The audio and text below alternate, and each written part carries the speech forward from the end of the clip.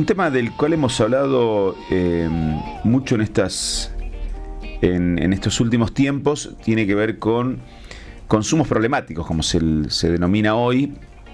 En otro momento se decía adicciones, y yo no recuerdo si al aire charlamos si eran correctos o no los términos, la terminología que se utiliza, pero por estas horas las personas que consumen drogas son fundamentalmente sujetos de derecho y es preciso ejercitar la empatía y prescindir de los prejuicios.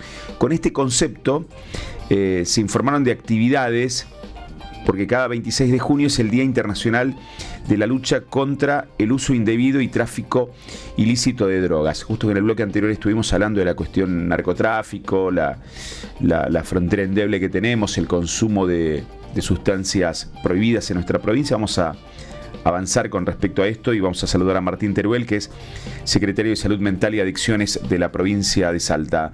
Martín, buen día. José Corbacho desde la mañana de CNN Salta.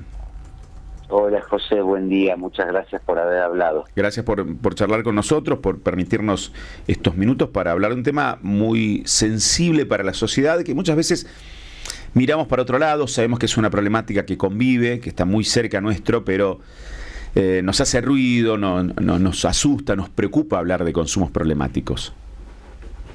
Sí, así es, y como decías en la introducción, muchas veces se habla de estos problemas desde una perspectiva que es prejuiciosa o con una serie de estereotipos, y a veces no se toman en cuenta aspectos que son centrales como el sufrimiento de las personas, ni tampoco se toman en cuenta las particularidades y las diferencias que hay entre quienes usan drogas y quienes tienen problemas con los usos de drogas, ¿no? Y pareciera que es todo como una misma cosa, un mismo problema, una misma realidad, y la verdad es que las problemáticas de consumo lo que nos muestran es lo complejo y lo diverso de la vida humana y de la condición humana.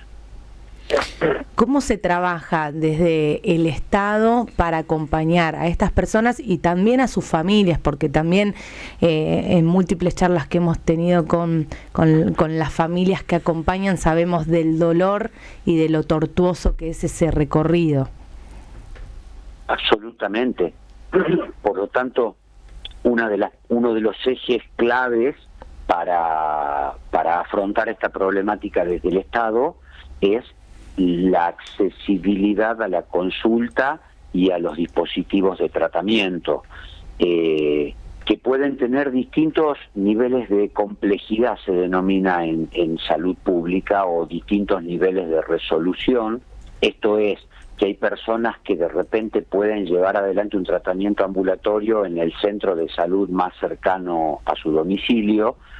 Otras personas necesitan un dispositivo institucional, de repente, por ejemplo, una modalidad de centro de día donde haya una concurrencia diaria y se permanezca durante unas horas en la institución con distintas actividades terapéuticas. Y por supuesto también está el tercer nivel, que es el que corresponde a un tratamiento residencial, o sea, cuando la persona vive en la institución, lo que vulgarmente o comúnmente se llama internación, ¿no? Pero la lógica es que es un sistema residencial donde la persona empieza a recuperar habilidades, empieza a modificar conductas, empieza a profundizar en la reflexión sobre las cosas que le pasan, ¿no? Entonces, decía, un eje central es que pueda haber una respuesta asistencial para las personas que están padeciendo.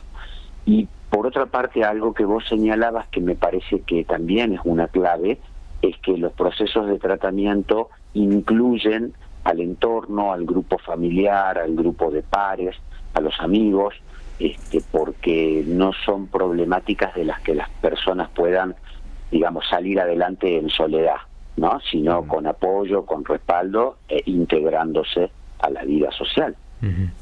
Te consulto por la incidencia de lo ilícito, de lo ilegal en el consumo de ciertas drogas. ¿Qué tanto influye eso también en el comportamiento de los usuarios? Lo prohibido siempre tiene una carga de atractivo para las personas, ¿no? Especialmente en determinadas etapas de la vida. Se suele caracterizar, por ejemplo, a la adolescencia o a la juventud como momentos donde las personas tienden a poner a prueba los límites y las restricciones. Por lo tanto, sí hay un componente que tenemos que considerar, que es que aquello que está vedado, aquello que está prohibido, el no, muchas veces se convierte en un incentivo para algunas personas, pero bueno, claramente lo que tenemos también como dato certero es que las drogas más consumidas a nivel nacional y en nuestra provincia también son las drogas legales, ¿no? Claro. Como por ejemplo las bebidas alcohólicas. Entonces, por eso hablábamos de lo complejo y lo diverso, porque por un lado lo que más se consume son sustancias legales, pero por otro lado también es cierto que en determinados perfiles de personalidad la prohibición actúa como un incentivo y no como una disuasión. Y de hecho se van naturalizando ciertos consumos. Quizás el de marihuana en esta última década o estos últimos 5 años haya crecido en esto de naturalizar un consumo social, como se dice, ¿no? Sí, totalmente. Hay una naturalización. Hay, me parece que con respecto a la marihuana, algunos, digamos, mensajes que no siempre son claros. Por ejemplo, cuando se dice no pasa nada con fumar marihuana porque es una planta, porque es algo natural, y digamos en la condición de natural o de sintético no es que sea la clave para pensar en los problemas que una persona puede tener si consume, ¿no? Si puede ser un producto natural, y eso no significa que esto no pueda acarrearle riesgos y daños a las personas. Eso por un lado. Por otro lado, con respecto a la cuestión canábica, se ha como entremezclado la cuestión de los usos medicinales o paliativos que pueden tener algunos productos canábicos con lo que es fumar porro, ¿no? Entonces aparece como entremezclado eso. Claro. Y lo que siempre decimos es que normalmente los a base de cannabis tienen como sustrato principal un cannabinoide, es decir, un químico que está en la planta, que se llama cannabidiol y su sigla es CBD, y que no tiene efectos psicoactivos, es decir, no droga a las personas, para que se entienda, ¿no? A diferencia de un cigarrillo de marihuana, que el cannabinoide principal es el THC, el tetrahidrocannabinol, que sí tiene efectos psicoactivos. Entonces por ahí no siempre está claro, ¿no? Para las personas en general, decir, bueno, una cosa es un aceite de cannabis para mitigar algún problema de salud, porque está, digamos, compuesto fundamentalmente por un químico que no es el mismo del porro. Claro. O que no tiene las mismas concentraciones que un porro. O sea que lo que quiero decir es con esto, perdón, para redondear la idea, es efectivamente hay naturalización de ciertos consumos, el de cannabis es uno de ellos, creo que entre otras cosas, como decía recién, porque se han entremezclado algunas nociones y no le queda muy claro a la gente, y desde ya el consumo de alcohol está absolutamente naturalizado, como por ejemplo que las personas en distintas edades, adolescentes pero también adultos, terminan de practicar deportes y se ponen a beber alguna bebida con contenido alcohólico, ¿no? Cuando a eso, capaz hace un par de décadas, no era una práctica corriente. Lo usual era que si alguien terminaba de jugar un partido de fútbol o del deporte que fuera, tomaba agua, una gaseosa o una bebida sin alcohol, y ahora están como naturalizado que después de la práctica de deporte los amigos se ponen a beber. No todos, digo, pero eso se va expandiendo. Te pregunto, en este amplio paraguas del consumo problemático sobre la ludopatía y principalmente sobre la preocupación que ha crecido en adolescentes con el juego online. Sé que se generó un convenio con Educación hace algunos días por esto mismo, pero si nos podés poner al tanto de cómo es la situación en nuestra provincia. Bien, sí, es un tema que nos tiene muy preocupados y por lo tanto tenemos que ocuparnos, ¿no? Y nos tiene preocupados ¿por qué? Porque la percepción directa de quienes están en los contextos de adolescentes, por ejemplo, las escuelas y colegios, observan que esto es una realidad, ¿no? No es una suposición, no es un temor de algo que pueda pasar, sino algo que ocurre, ¿no? Por un lado. Por otro lado, a nosotros desde Salud Pública lo que nos preocupa es que la cantidad de personas que consultan por estos problemas es realmente muy baja, ¿no? Entonces, algo pasa si hay un comportamiento que se va extendiendo y, digamos, creciendo, pero no aumenta el número de personas que consultan por ese problema. ¿Porque no lo ven como un consumo problemático? ¿Crees que pasa eso? En parte sí, en parte es eso, en parte la noción de problema aparece cuando, digamos, el juego ha causado estragos, ¿no es cierto?, financieros, en las relaciones familiares, en el grado de preocupación que la persona que está jugando, o de ansiedad, o de irritabilidad, o de tensión. Entonces, digamos, se problematiza cuando ya hay daños, digamos, indisimulables, ¿no? Por un lado. Por otro lado, también es cierto que a veces las personas, cuando se habla de consumos problemáticos o de adicciones, como decía José vos al principio también, las personas lo primero que asocian es drogas. Claro. Y además asocian con drogas ilegales, y muchas veces ni siquiera piensan que el alcohol es una droga, y que también existen consumos problemáticos muy serios relacionados con el alcohol, ¿no? O, por ejemplo, con el uso no prescripto y no regulado de psicotrópicos, psicofármacos. Entonces, digo, también hay esto, ¿no?, de que muchas veces cuando se piensa en adicciones, no aparece los comportamientos de juego o la compulsión al juego como realmente un cuadro adictivo o potencialmente un consumo problemático. Y también creo que hay un tercer aspecto, que es lo que estamos tratando todo el tiempo de el Ministerio de Salud, que es que las personas que puedan estar teniendo este problema realmente sepan que los dispositivos que hay de tratamiento que tiene la Secretaría, el Ministerio, el Estado provincial en definitiva, son lugares idóneos para tratar este tipo de problemática. Y ahí te pregunto, Martín, yo recuerdo que alguna vez tuvimos alguna charla, no sé si al aire o privada también, por algún funcionamiento de centros sociosanitarios, que de hecho algunos de ellos dejaron de funcionar como tal en el sentido de este tipo de contención. Hoy, ¿qué lugares funcionan efectivamente? ¿Cuál es el protocolo que estos días se habla mucho de protocolos? ¿Qué protocolos se deben seguir ante de este tipo de circunstancias? ¿Dónde llamo? ¿Con quién me comunico? ¿A qué lugar puedo ir? ¿Qué está funcionando en la provincia de Salta? Desde el Estado, y después te pregunto de la parte privada. Sí, perfecta la pregunta, porque hay una cuestión que yo creo que hemos ido avanzando y estamos tratando de avanzar cada vez más, que es que una persona, mira, te lo pongo en estos términos si me permiten, cuando a alguien le duele la panza, sabe a dónde ir. Cuando a alguien le duele la cabeza o la muela o se golpeó, qué sé yo, no se pregunta a dónde voy, ¿no? Dice, voy a la salita de mi barrio, al centro de salud, voy al hospital o voy a un médico particular.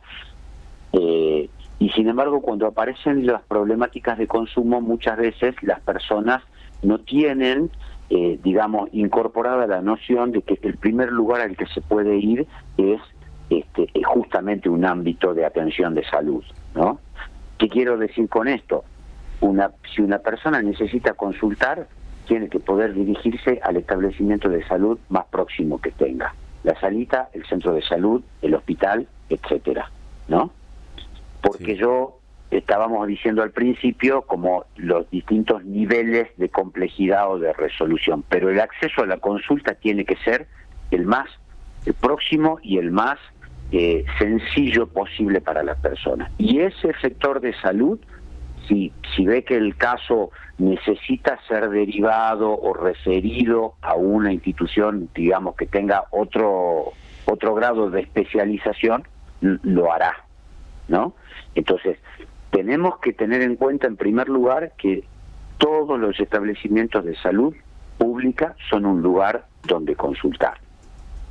Porque si ese establecimiento no tiene los recursos especializados o lo que sea, desde allí se va a generar el acceso al dispositivo que corresponde. Y te preguntaba de la parte privada, porque hay cobertura de prepagas, obras sociales en la etapa posterior de contención de personas que ya requieren otro tipo de asistencia. No sé si estoy entendiendo bien la pregunta, José, pero arranco por acá. Está legislado a nivel nacional que las obras sociales y prepagas deben cubrir la atención por problemáticas de consumo, sí, ¿no? Esto por un lado. Así que si una persona tiene obra social, su atención, su tratamiento tiene que ser cubierto por la obra social. Ese es un primer punto. El segundo punto es que si una persona tiene obra social, eso no implica que no pueda ir a consultar en un efector de salud pública, ¿no? Si en salud pública no se dice, si usted tiene obra social, no venga aquí, vaya al sector privado. O sea, en salud pública es para todos, sin importar si tiene o no tiene obra social, no es un criterio de exclusión. Y lo que no entendí muy bien es qué sería esto posterior, perdón. No, digo si requiere internación, por ejemplo. He escuchado un comentario que de verdad uno no tiene la capacidad para ayudar a quien te lo dice. Che, mira, hay una persona que está desesperada porque tiene su hijo, no sabe dónde internarlo. Si es más, de hecho el término me parecía como muy fuerte, internarlo, porque tiene problemas de adicciones, utilizando la jerga con la que se dialoga en la sociedad. Entonces, digo, la verdad no sé cómo se... No sé qué sugerirte, no sé qué indicarte en estos casos. Y ahí dice, no, porque tiene obra social cara, y ella están buscando dónde. Bueno, esa mirada de la sociedad de no saber cómo actuar en ese tipo de situaciones, digo. Sí, mira, a ver, vamos por partes.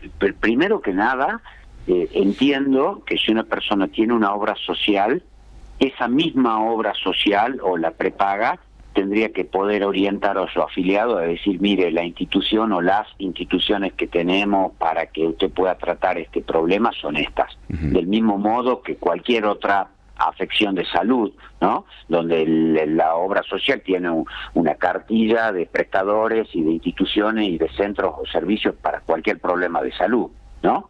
Sea traumatológico, odontológico, neurológico o lo que fuera. Así que sería bueno que cuando una persona que tiene obra social dice estoy buscando y no sé dónde, pudiera plantearlo en su propia obra social. Bien, es interesante necesito eso. Cubrir esta atención y necesito que ustedes me digan dónde puede ser. Perfecto. Buscar un asesoramiento ahí directamente.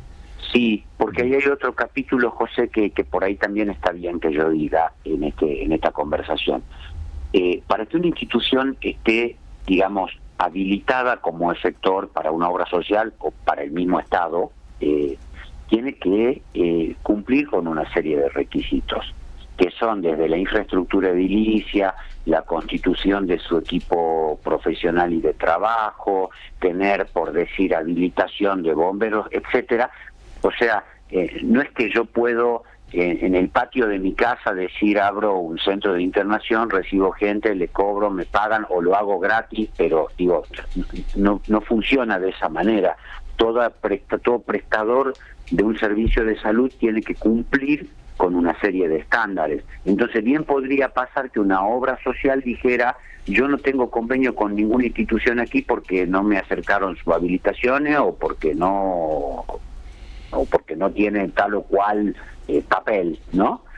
No obstante, tendría que poder avanzar esa obra social, si no es a nivel provincial, en el distrito más cercano que se pueda. Claro. Pero esa es una cuestión que tiene que quedar clara, digamos, está legislado, hay una ley por la cual las obras sociales y prepagas deben cubrir los tratamientos por adicciones o consumos problemáticos. Martín, gracias por atendernos. Como siempre decimos, a veces esperamos alguna jornada puntual para hablar de estos temas tan sensibles para la sociedad. Debiéramos también nosotros comunicar de manera más correcta y permanentemente sobre estos temas que atañen a todos. Gracias por atendernos.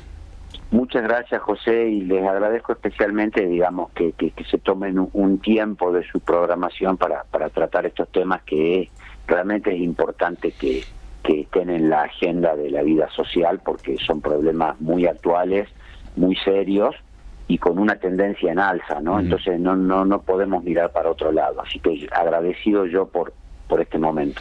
Martín Teruel, secretario de Salud Mental y Adicciones de la provincia de Salta. Es que tiene diferentes facetas la cuestión de consumos problemáticos, de adicciones en general. Nos ocupamos mucho semanas anteriores, a hablar del tema de los juegos online. Y en otro momento, cuando surge una noticia por las circunstancias que sea, no es que eso hizo desaparecer todo lo anterior, exacto, ¿no? Conviven. O tenemos, como es hoy el día, y hablamos de todos los temas. Y a veces ocurre esto. O buscamos estadísticas. En algún momento recuerdo una charla con un profesional, hace muchos años, cuando se daban charlas de capacitación sobre cómo los medios debíamos tratar la información de HIV. Para nosotros era todo SIDA, ¿sí?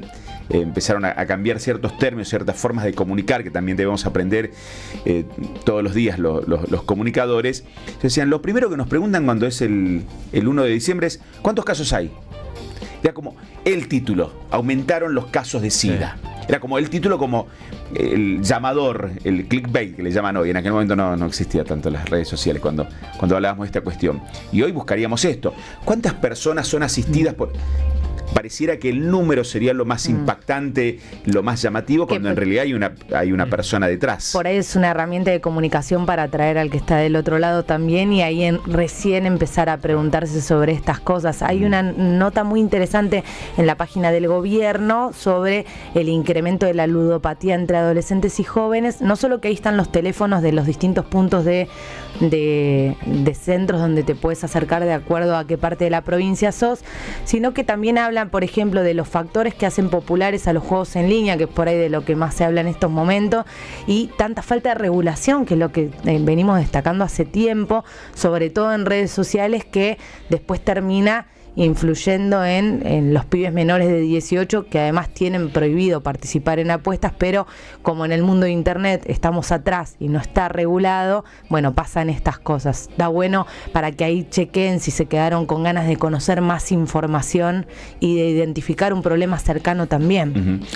Habla en parte de los informes que realizó el gobierno en esta jornada de no enjuiciar al consumidor. Martín Teruel, no entramos en esa parte puntualmente de la cuestión legal, porque es cierto que hay todavía, así como ocurre que vas a alguna comisaría y te dicen no, tiene que denunciar dentro de 24 horas la desaparición de una persona, todavía hay policías que intentan hacer número deteniendo o haciendo operativos para detener a un consumidor de marihuana, ¿verdad? Exacto. Eso todavía puede ocurrir. Sí, sigue ocurriendo. Sigue ocurriendo, para decirlo correctamente. Sigue ocurriendo. O te levanta alguno que está tomando en la vereda una birra para hacer número de cuántos detenidos durante el fin de semana. Suele ocurrir. No es en la totalidad, pero suele ocurrir. Esto es La Mañana de CNN Salta en la 94.7.